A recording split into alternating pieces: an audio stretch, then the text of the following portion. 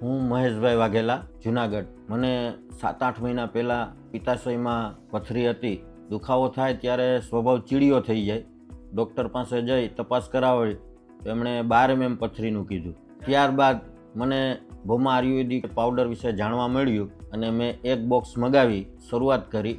સવાર સાંજ 2 પાઉચ પીધા અને મને 10 દિવસમાં દુખાવો સતત જે ચાલુ રહેતો એ બંધ થઈ ગયો. બસ આપણે આયુર્વેદિક પાવડર જ્યારે પીએ છીએ ત્યારે પુષ્કળ પ્રમાણમાં પાણી પીવાનું, એટલે પ્રેશરથી આપણી પથરી નીકળી જાય. ભોમા આયુર્વેદિક પાવડરની શરૂઆત કરી, પથરી નીકળી ગઈ અને જે ફાયદો થયો, કોઈ પણ જાતની આડઅસર વગરનો ફાયદો થયો.